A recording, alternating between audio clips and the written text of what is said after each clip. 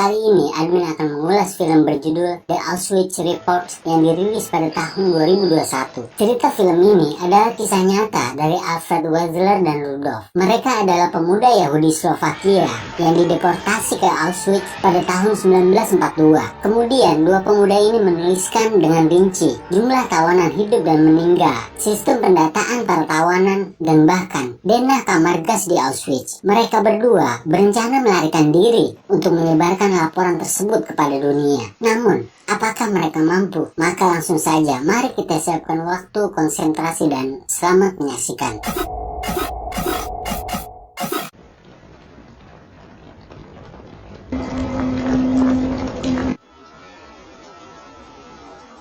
Pada tahun 1942, Alfred Wetzler bersama ribuan orang Yahudi Slovakia dideportasi ke Auschwitz, Polandia. Setelah didata, seluruh pakaian para pria Yahudi ini dicopot. Kemudian, rambut mereka dicukur hingga botak, lalu tubuh mereka didesinfeksi dengan Lysol. Setelah itu, mereka diberi seragam dan sepatu dari kayu. Kemudian kita dibawa pada 1944 setelah 2 tahun berlalu. Setiap pagi, para tawanan dibangunkan untuk kerja paksa. Mereka diberi 2 kali jatah makan. Menu pertama merupakan sup wortel. Menu kedua pada malam hari merupakan roti kering. Setelah mencicipi seteguk supnya, Alfred menemui seorang tawanan baru yang sudah 3 hari belum makan. Mangkuk tawanan tersebut telah dicuri, sehingga ia tidak bisa mengambil jatah makan pertama. Lantas, Alfred memberikan jatah makannya untuk tawanan tersebut. Kemudian, Alfred melanjutkan rutinitasnya. Ia bekerja sebagai seorang juru tulis. Alfred mencatat nomor para tawanan yang mati untuk laporan. Saat para tawanan mengantri untuk dapat bekerja di pabrik, Alfred memasuki gudang mayat bersama Rudolf dan 1 temannya. Beraktivitas di samping tumpukan mayat merupakan hal biasa yang sudah sering mereka lakukan. Selain mencatat jumlah tawanan yang baru masuk, mereka juga menulis secara detail situasi dan kondisi di Auschwitz. Mereka menyembunyikan catatan tersebut dengan menguburnya di samping mayat-mayat. Beberapa hari kemudian, sambil diiringi musik, para tawanan berbaris untuk memasuki tempat kerja masing-masing. Saat itu, 7 April 1944, Alfred mulai menjalankan rencananya. Alfred memasuki gudang mayat untuk mengambil kumpulan catatannya.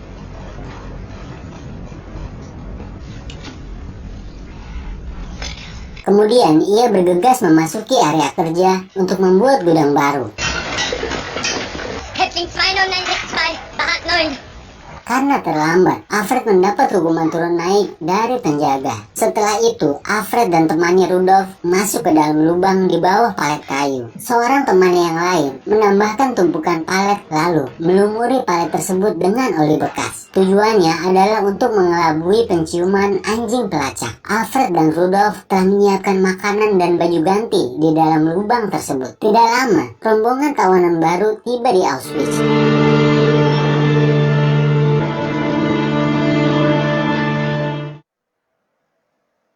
Kemudian pada malam harinya, seluruh tawanan dikeluarkan dari barak. Barak ke-9 kekurangan 1 orang, yaitu Alfred.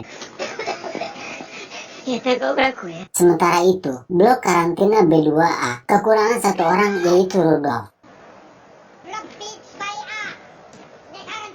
Kemudian Lagerführer memerintahkan Leishman untuk mencari 2 tawanan yang hilang sampai ditemukan. Suar pun ditembakkan ke udara oleh tentara SS. Dengan anjing pelacak, mereka mencari Alfred dan Rudolf di setiap sudut area. Bunyi sirine berkoar di tengah suhu -6 derajat Celcius.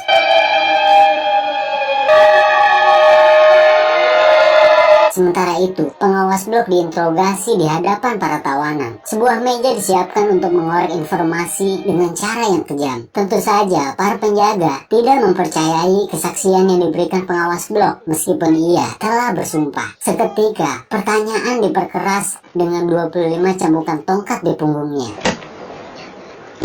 Di sisi lain, Lagerführer meminta identitas tawanan yang hilang. Ia menugaskan asistennya untuk menemukan mereka berdua dengan cara apapun.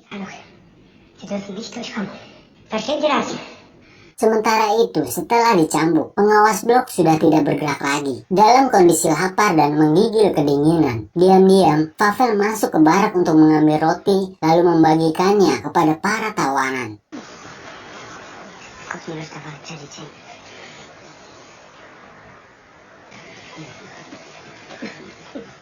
Menginjak hari kedua, tentara SS semakin mendekati lubang persembunyian Alfred. Seekor anjing pelacak mengendus tepat di atas mereka. Saking ketakutannya, Rudolf sampai menangis, mengingat resiko apabila mereka tertangkap. Di sisi lain, tawanan barak ke-9 masih berdiri hingga pagi. Satu persatu tawanan yang mati langsung dibawa menuju gudang mayat. Selanjutnya, Leishman membawa Pavel ke dalam barak. Ja. Wollte dich heute Nacht schon töten. 10-mal. Leishman mengetahui saat Pavel membagikan roti kepada para tawanan. Leishman mengancam Pavel dengan keras. Bila Pavel kembali membagikan roti, maka roti tersebut merupakan roti terakhir dalam hidupnya. Einheimischen werden sie verpfeifen. Und wenn nicht, Stelle tritt. Dafür sterben heute 2. Kemudian saat mereka keluar barak, tentara SS menembaki para tawanan yang mencoba kabur. Sementara itu di dalam lubang, Rudolf mengalami trauma mendengar suara histeris para tawanan. Alfred membekapnya agar Rudolf tidak berteriak.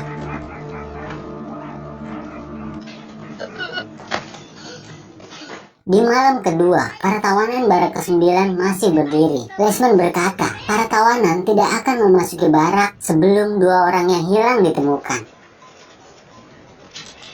Kemudian, Leishman mengancam akan membunuh putri salah satu tawanan Yahudi Polandia. Ia segera bergegas ke barak wanita, kemudian membawa keluar 1 orang tawanan. Yahudi Polandia tersebut sangat mengkhawatirkan putrinya, lalu tidak lama seorang tawanan wanita dieksekusi. Kawan-kawannya mengingatkan bahwa tawanan yang dieksekusi bukanlah putrinya.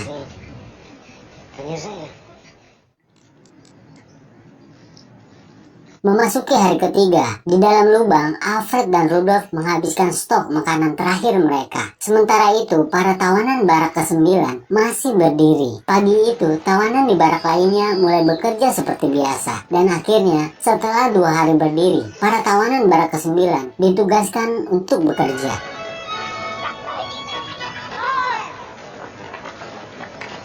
Tampak 3 orang tawanan dari mereka tersungkur tewas. Selanjutnya di gudang kayu, para tawanan yang bekerja menumpuk balok-balok kayu tepat di atas lubang persembunyian Alfred. Malam harinya, Leishman menikmati hidangan tepat di hadapan para tawanan yang kelaparan. Ternyata setelah bekerja seharian, para tawanan barak ke-9 kembali berdiri di depan barak mereka.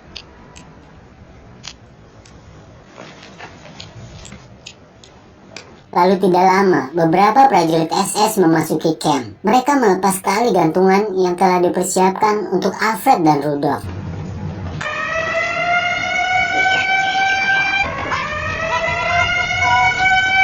Akhirnya, setelah 3 hari, pencarian 2 tawanan tersebut pun dihentikan. Di sisi lain, Alfred dan Rudolf berusaha sekuat tenaga untuk menggeser peti di atas mereka.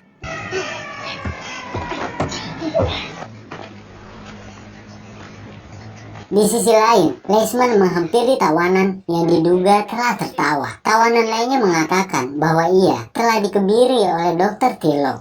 Hat dich jemand gefragt? Ins Gedächtnis rufen, wo die Hunde ihren Zwinger haben. Tentu saja Leishman tak peduli. Ia lantas memanggil tawanan tersebut lalu menyuruhnya untuk mengitari barak. Setibanya di samping barak, Leishman menurunkan pistol dan meminta tawanan untuk berbalik. Namun tawanan tersebut tidak menuruti perintah Leishman. Kemudian ia berbalik untuk menyerang Leishman.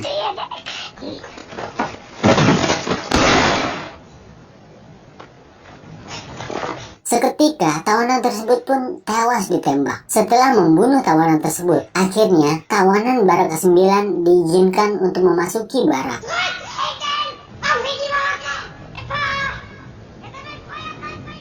Di sisi lain, Alfred dan Rudolf masih berusaha menggeser peti di atas mereka. Setelah berusaha mati-matian, akhirnya peti kayu bergeser.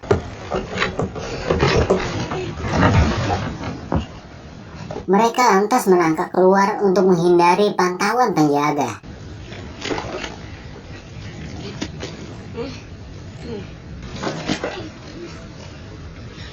Saat fajar menyingsing, Alfred dan Rudolf tiba di tepi pagar. Setelah melewati pagar kawat berduri, Alfred terharu, seolah-olah ia berhasil keluar dari neraka.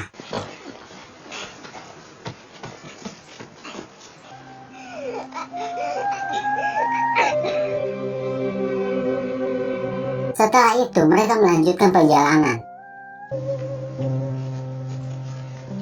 Pada siang hari mereka tidur di tengah hutan. Semak-semak ditumpuk di atas tubuh mereka untuk berkamuflase. Pada sore harinya mereka melanjutkan perjalanan. Buah beri hutan menjadi pengganjal perut untuk menghilangkan lapar. Namun pada malam harinya, kaki Rudolf bengkak dan terluka. Dengan terpaksa, Alfred merelakan sepatunya untuk Rudolf. Kemudian mereka berdua tidur dengan menumpuk dedaunan untuk bersembunyi. Selanjutnya pada pagi hari, mereka tiba di perbatasan antara Polandia dan Slovakia.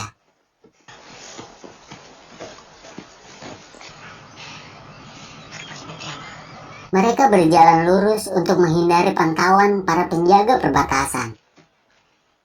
Siang harinya, dengan kondisi tubuh kurus, kaki terluka dan kelaparan, mereka beristirahat di antara batu. Namun Alfred baru sadar bahwa beberapa tabung catatan miliknya telah hilang. Lalu tidak lama mereka melihat wanita berjalan seorang diri. Saat melintas, wanita tersebut menyadari keberadaan mereka. Ia lantas mengatakan bahwa jarak perbatasan masih sangat jauh, bahkan dengan kondisi tubuh yang bugar. Kemudian wanita tersebut memberikan sepotong roti untuk mereka. Setelah memberikan roti, sang wanita lantas pergi begitu saja. Sore harinya, Alfred memeriksa luka di kakinya yang semakin parah. Tiba-tiba, sang wanita kembali bersama seorang pria.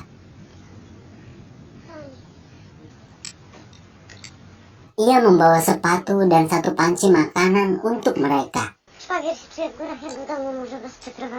Setelah menghabiskan makanan tersebut, mereka melanjutkan perjalanan hingga malam hari. Seorang pria membantu mereka sebagai penunjuk jalan.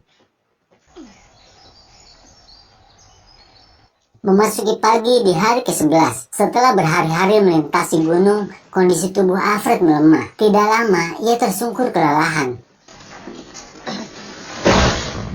Bahkan, saking lelahnya, Rudolf menghampiri Alfred dengan merangkak. Sementara itu, pria yang mengantar mereka terus pergi begitu saja. Kemudian, Rudolf mengatakan bahwa mereka harus tiba di Slovakia sebelum malam hari. Akhirnya, meski dengan terhuyung-huyung, Alfred dan Rudolf melanjutkan perjalanan. Sesampainya di sebuah desa di Slovakia, Alfred pingsan.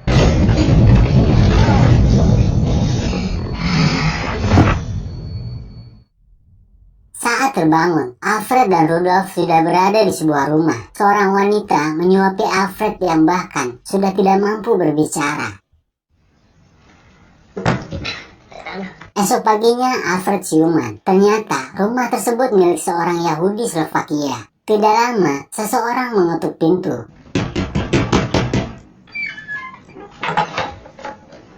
Ternyata orang tersebut merupakan petugas Palang Merah Slovakia. Petugas tersebut telah menyiapkan mobil untuk menjemput mereka menuju Žilina. Dengan perasaan khawatir dijebak, Alfred dan Rudolf memasuki mobil dan meninggalkan desa tersebut.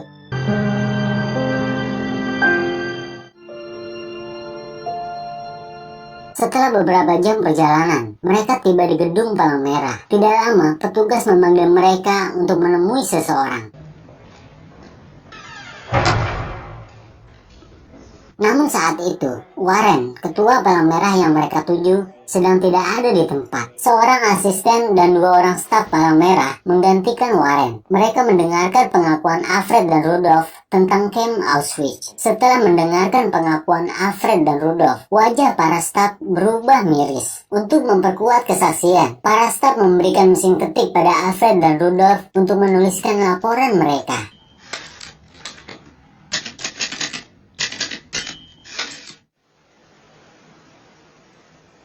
Di hari ke-22, Warren, ketua Palang Merah, tiba di kantor pusat. Alfred menyesalkan keterlambatan Warren untuk menemui mereka. Namun dengan santainya, Warren membawa 2 buah paket. Paket pertama berupa bantuan kemanusiaan seperti makanan, susu, dan obat-obatan. Ternyata, Palang Merah telah mengirim 400.000 paket tersebut bersama 2 ton obat-obatan dan pakaian untuk Camp Auschwitz. Tentu saja hal itu mengejutkan Rudolf. Untuk menyangkal laporan mereka, Warren membuka kotak kedua. Kotak tersebut dikirim oleh orang-orang yang dideportasi ke Auschwitz pada tanggal tersebut. Kemudian Alfred menjelaskan bahwa setiap tawanan didikte untuk menulis surat saat memasuki camp. Surat para tawanan harus menceritakan sukacita di camp Auschwitz. Kemudian surat-surat tersebut dikumpulkan oleh SS Jerman untuk dikirim kepada keluarga mereka. Lantas Rudolf mengatakan bahwa mereka tak mencicipi secuil pun bantuan yang dikirimkan oleh Palang Merah. Kemudian Alfred mengatakan bahwa sampai saat itu 1,5 juta orang Yahudi tewas di Auschwitz. Angka tersebut belum termasuk musuh-musuh Nazi lainnya. Ekspresi wajah Warren perlahan-lahan berubah dan mulai mendengarkan Alfred dengan seksama. Alfred dan Rudolf meminta Warren untuk menyebarkan laporan mereka kepada orang-orang penting dan berpengaruh. Tujuannya adalah untuk menghentikan pembunuhan di Auschwitz.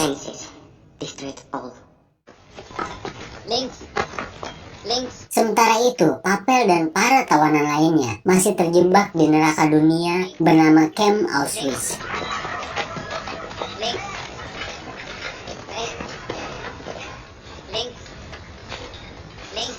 Butuh waktu 7 bulan sampai akhirnya laporan Alfred dan Rudolf diterbitkan oleh media Amerika. Itu pun setelah tulisan mereka melewati sensor editor. Sekitar 2,5 juta orang dideportasi ke kamp konsentrasi. 1,1 juta diantaranya tewas di kamp tersebut. Laporan mereka menyelamatkan 120.000 Yahudi dari Budapest yang menunggu untuk dikirim ke Auschwitz. Setelah laporan Alfred dan Rudolf diterbitkan, cerita pun selesai. Kalian bisa mendownload laporan Alfred dan Rudolf pada link di deskripsi. Akhir kata, terima kasih telah menonton. Jangan lupa subscribe. Tetap semangat kawan dan wassalam.